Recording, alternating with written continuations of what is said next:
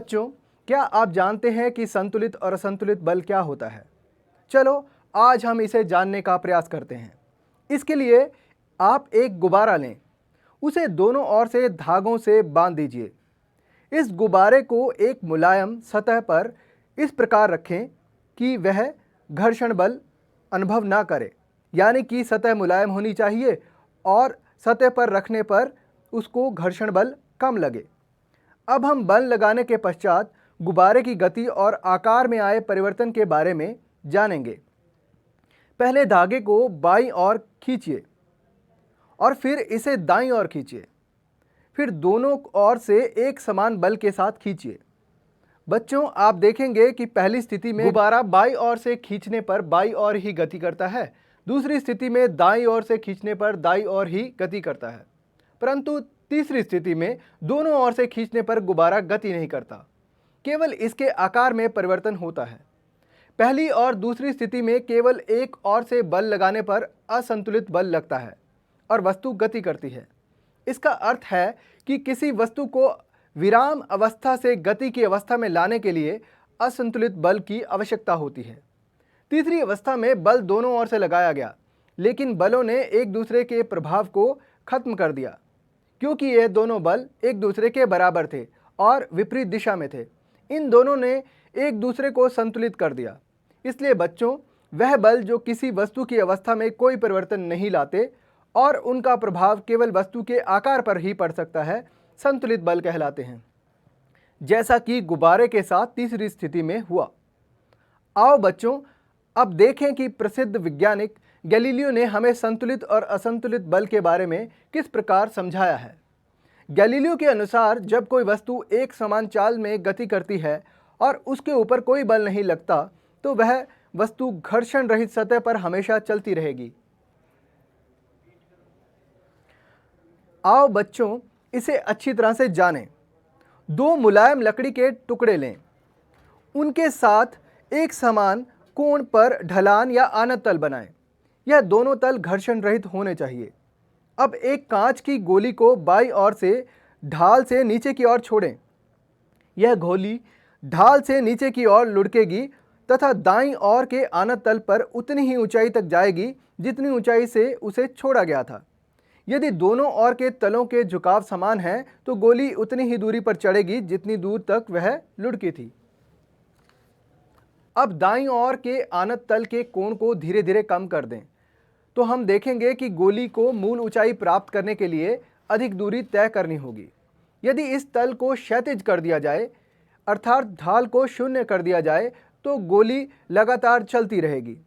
इस स्थिति में कांच की गोली पर लग रहे असंतुलित बल शून्य है। इस क्रिया से हम यह परिणाम निकालते हैं कि किसी वस्तु की गति को बदलने के लिए बाह्य असंतुलित बल आवश्यक होता है, परंतु किसी वस्तु को एक समान गति में बनाए रखने के लिए किसी बाह्य बल की आवश्यकता नहीं होती। बच्चों, आइए अब गति के प्रथम नियम के बारे में जान लेते हैं। प्रसिद्ध वैज्ञानिक न्यूटन ने बल एवं गति के बारे में गैलीलियो के विचारों को आगे विकसित किया।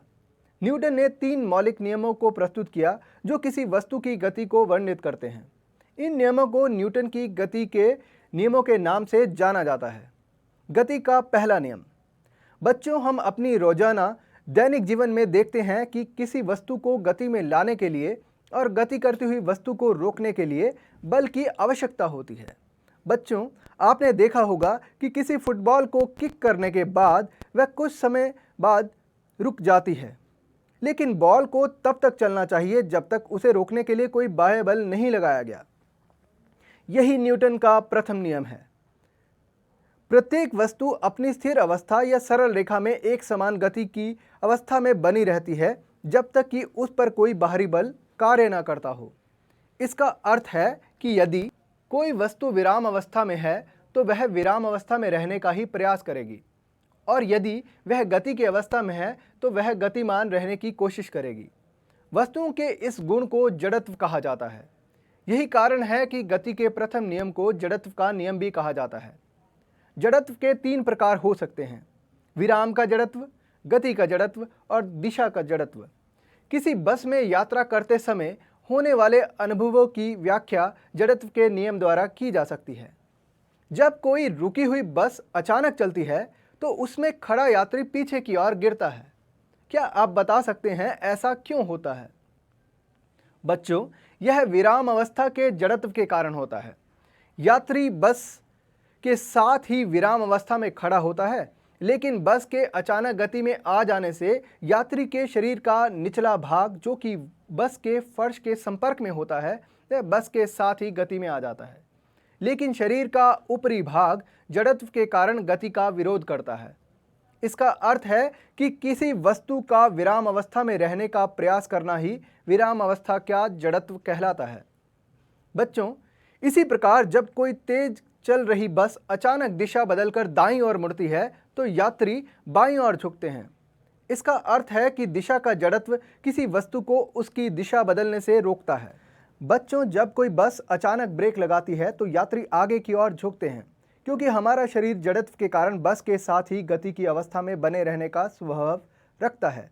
परंतु अचानक ब्रेक लगने पर बस और शरीर के नीचे का भाग विराम अवस्था में आ जाता है, और जबकि हमारे शरीर का ऊपरी भाग गति में रहने का प्रयास करता है, इसलिए हम आगे की ओर गिरते हैं। इसको गति का जड़त्व कहा जाता है। इसलिए बच्चों, न्यूटन का गति का पहला नियम जड़त्व का नियम भी कहलाता है। जड़त्व क्या होता है? आओ बच्चों, इसको और अधिक अच्छे से समझने के लिए कुछ क्रियाकलाप करते हैं। कैरम की गोटियों को एक के ऊपर एक ढेरी बनाकर रखें। एक अन्य गोटी या स्ट्राइकर को अपनी उंगलियों से तीव्रता से क्षैतिज झटका देकर ढेरी की सबसे नीचे वाली गोटी पर टकराइए। यदि आप गोटी को पर्याप्त तीव्रता से टकराते हैं तो आप देखेंगे कि केवल नीचे वाली गोटी ही शीघ्रता से ढेरी से बाहर आती है। नीचे वाली गोटी के बाहर आ जाने के बाद शेष गोटियां अपने जड़त्व के कारण लंबवत दिशा में नीचे की ओर गिर जाती हैं और अपने उसी स्थान पर आ जाती हैं। तो आपने देखा कि जड़त्व के कारण किस प्रकार से इतनी सारी गोटियों की ढेरी भी अपनी स्थिति में ही रहती है। आइए बच्चों, एक और प्रयोग करके देखते हैं। एक कांच के एक खाली गिलास के ऊपर एक कड़े ताश का पत्ता रखिए। अब इस पत्ते के ऊपर 5 रुपए का एक सिक्का रख देते हैं।